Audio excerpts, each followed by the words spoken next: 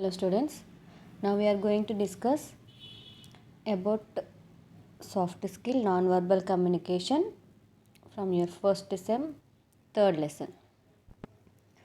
So, it is an act of conveying our thoughts to others is not always spoken or written. Without spoken or written, we can convey our thoughts to others in the form of non-verbal communication. So, 20 to 30% of the communication is conveyed by speech, and the remaining rest of the information is conveyed non-verbally. Non-verbally means by tone of voice, facial expressions, eye contacts, gestures, how we stand, and so on. Okay. So, here the non-verbal communication is also called as kinesics. It includes appearance, tone of voice, expressions, uses of space and distancing. This is called as proxemics. Okay. So these all together are referred to as body language. So it has been suggested that 35% of a message is carried verbally and remaining 65% is conveyed non-verbally. Okay. So some of the elements of nonverbal communication are body movements, means kinesics. In this kinesics, we include hand gestures or nodding or shaking the head. Next, posture. Posture means the position, how we are standing or how we are sitting, whether we are folding our hands or we are leaving and it or so on. Okay. Next, eye contact. Eye contact means whenever we are talking to others, we have to maintain eye contact, means we have to look into their eyes and we have to talk. By this, when we are maintaining eye contact means we can improve, means that determines the level of trust and trustworthiness. Okay. Next, paralanguage or paralinguistics include speech, pitch, tone, and speed of speaking. Next, closeness or personal space means proxemics. Okay, this determines the levels of intimacy. Okay, and the last one is psychological changes. For example, sweating or blinking when no more nervous. Okay, so in order to become a good communicator, we have to pay attention towards the nonverbal cues and signals that you send or you receive. By that, we can improve our ability to communicate. Okay. Next, nonverbal communication skills at workplace means whether if you are working in an office or at some place, there you have to keep in mind the voice, means the pitch, volume, speed, clarity of speech, body language, and physical gestures. Okay, you should not make our tone of voice high, means uncomfortable pitch should not be used, and if we use like that, the higher officials may get angry. So we have to maintain moderate speed, and we have to maintain the clarity of speech. And so for the new members, okay, for the new members, nowadays there are training workshops to train employees to become sensitive to this type of non-verbal communication issues. Okay, see, in a software companies or some other companies, there will be a training grace period, 2 to 6 months they will give training. So in that training, they all will say about this non-verbal communication skills and the office work, etc. Okay. Now, so there are three main kinds of non-verbal communication. Okay, first one is body language, voice, and appearance. Okay, body language. What do you mean by body language? Body language means it refers to the way we communicate through our facial expressions, gestures, movements, posture, and eye contact. Means whatever the information we want to give, we can give, but without talking or without writing, by our facial expressions, gestures, movements, and posture and eye contact. Okay. So when we are speaking to when you are speaking to a person in an interview or a meeting or presentation, they will keep concentration on our facial expressions and makes an opinion about us. Okay. So that's why we have to look relaxed, calm, and pleasant. Okay. By this, they can get a positive thought on them, on us. Okay. If you are not careful, your facial expressions will show that you are tense, irritated, or bored. Okay. So when we are talking to others or when you are giving a presentation, we should not play with our hands. Means we should not fiddling, we should not keep anything in our hands, pens or slides or etc. We should not keep. Means fiddling with objects. Fiddling means what? Any objects we should not to hold in our hands. By that the audience may distract. Means audience may get disturbed and they will concentrate on that hand only and they will not listen what you are saying. Okay. And similarly when you are standing, okay, when you are standing, you should not feel nervous. Okay. You should not feel nervous. Next, when you are giving a presentation, you should not fidget in your chair. You should just sit, don't lean forward. Just keep your hands loosely on your lap and arms on the wrist and keep your hands on the equipment you are using. Okay.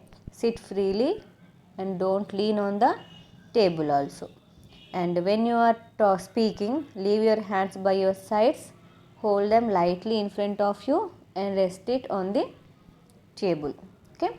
And so here next, you also need to maintain a eye contact with the people who are listening to you. So when suppose you are giving a speech or a presentation, we have to, or explaining something to a group of members, at that time you have to maintain eye contact. Okay. Means we have to look forward to the people who are sitting in front of you. Okay. And you should looking down continuously at your hands or the script or notes will not help you build a rapport with your audience. So you should not continuously look into your script. Whatever the notes you have, you should not look into it continuously. And so unless you see don't unless you are answering an individual's question, move your eyes continuously from one side of the audience to the other side. So when you are in a hall or a big room, you have to concentrate on each and every one. So you have to observe each and every person who are present in the hall. So you have to make a contact front, back, middle and every side. So avoiding eye contact or rubbing your eyes or closing them while speaking may all be seen as signs of your nervousness and lack of confidence and sincerity. See, when you are giving a speech or something, so at that time you should not rub your eyes or you should not close the eyes in the middle of the speech or middle of your speaking. By that the audience may come to the conclusion that you are feeling nervously, means you are afraid or you have no confidence and you are not in a sincere and you are not saying it confidently or sincerely. Okay. This is about body language. Now coming to the voice. Okay. Here voice means loudness, clarity, speed, tone and pitch. Okay. So when you are talking, speak clearly so that you can be understood. So people listening to you will find it difficult to understand if you do not pronounce words clearly. So when you are speaking, so you have to speak clearly, otherwise people may not understand the pronunciation of your words. When making a presentation, okay, when making a presentation before a group of people, we have to raise our voice when compared to one conversation, because your voice should reach the end of the hall, okay. And speak at moderate speed, neither too or slow or too fast, and by that the audience will understand you and will not get bored, okay. Next, use right intonation patterns and find out how to stress. So when you are pronouncing the words, stress them correctly, means pronounce them correctly, and maintain a neutral friendly tone even when you are disagreeing with someone or being criticized, okay. Means what? Maintain a neutral and friendly tone means if you are not if the higher officials will if they scold you also, you are in a sad position also, then at that time also you have to maintain a neutral and friendly tone. We should not show that disagreement in our tone. That's why you have to maintain a neutral and friendly tone. Next, sometimes even we can keep it silently, okay. Sometimes we can keep even silence to convey a message, okay. Next, appearance. This is the final point, means last point.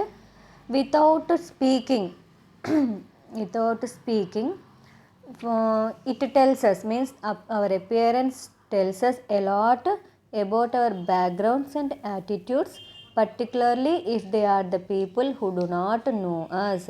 See, by the way of our dressing, means our appearance, they will estimate about our background, attitude, and attitude, who the person, if the person did not know us also, means when we are new to that person also, he will come to an opinion about us by seeing our appearance only.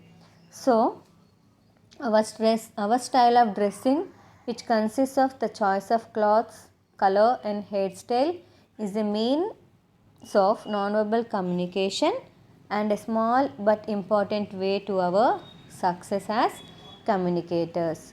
See, this is a small but important way. The way of our dressing contains choice of clothes, color and hairstyle. See, when we are dressing, we have to take care of our choice of clothes and their color, and we have to keep our hairstyle also in a proper way.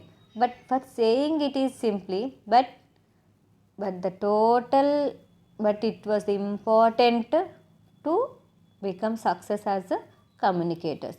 So here, personal appearance also influence our attitudes and opinions of the audience towards us and causes them to form impressions. See, our personal appearance is mainly based on us only, because when they are getting to an impression on us, they will mainly look at our personal experience only. Means by seeing our personal experience only, they come to an impression about us, there is a good or bad or etc. So for that, we have to look neat, well dressed, okay, well dressed. We can give us lot of self confidence when we face an audience, okay. By making us to look neat and well dressed, we can gain a lot of self confidence. So some tips on personal appearance, okay, for an interview or a meeting or a presentation, okay, not for social occasions, only for the just the common dress, whatever that is. Dress in clean ironed clothes, neither very formal, okay. Dress in clean ironed clothes that are neither very formal.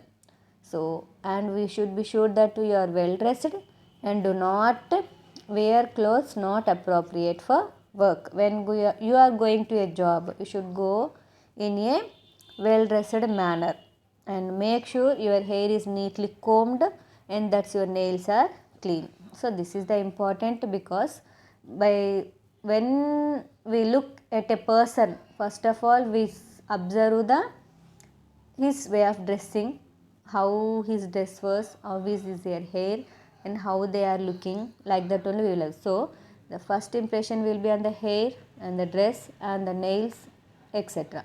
So using makeup and strong perfumes is distracting in work situations. So heavy makeups and strong perfumes may disturb the work situation. So it's better to avoid heavy makeup and strong perfumes in the regular office times. Okay, means when you are attending an interview or a meeting or giving a presentation, it's better to avoid strong perfumes and make heavy makeups. Okay, this is the soft skill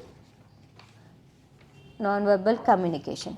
Okay, now coming to the next topic, value orientation. Action speaks louder than words. Okay, means what? Action speak louder than words means when we actually do something instead of just using words and not really translating words into action. So it means such more to ourselves and to others. See, action speaks louder than words means instead of saying, it's better to make it and show. Okay, so it is, and nowadays it is quite easy to say. Okay, easy to say, but it's very hard to implement it. Okay, so every time don't say it, just make it and show them. And here this can, for this the best example is our politicians. See how, so how when the elections are near, they come, they make speeches on how they will improve and develop the country. See the election, when the elections are coming, means the politicians will come home to home and they will give promises, and they give so much of speeches that we will make that one, we will improve the, we will help the what, we will help you in everything, and we will develop the country, and etc etc etc. But in reality their promises are just words, as they remain words. Okay, so they will not keep their promises, just they remain as words only. So even in ordinary situations also we will come across occasions when though people say that they feel good towards others and will help when necessary. See, in our daily situations also, so many will say that whenever you want help you can ask me, I will help you always. But when it comes to the exact situation, if we call to a friend and I want help from you, means now what he says, I am not here, I am somewhere, like that he will say lies. Okay, so don't make that such false promises. Okay, don't make that such a false promises. So when someone gets down to helping when someone gets down to helping someone, it is a great step, and we should feel grateful to such people who believe in action rather than hollow words. So if you want to help, and it is a great step, because helping is a good habit, and such people who believe in action will do everything, and they will not say the hollow words, means utti maatalu చెప్పారన్నమాట. Okay, so even in talking about oneself, people who act and not talk are respected much more. So they are the ones who build the world and not the ones who merely prattle and use their tongues. So even in talking about oneself, so when we are talking about one person, they will the people who act and not talk are respected much more.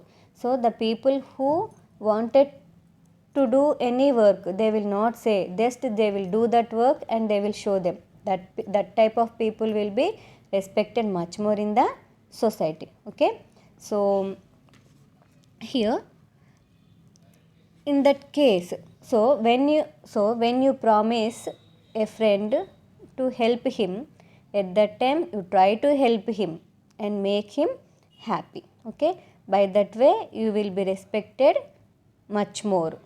Okay, so this is about value orientation. Action speaks louder than words, from third lesson, Bangle Sellers only. Okay.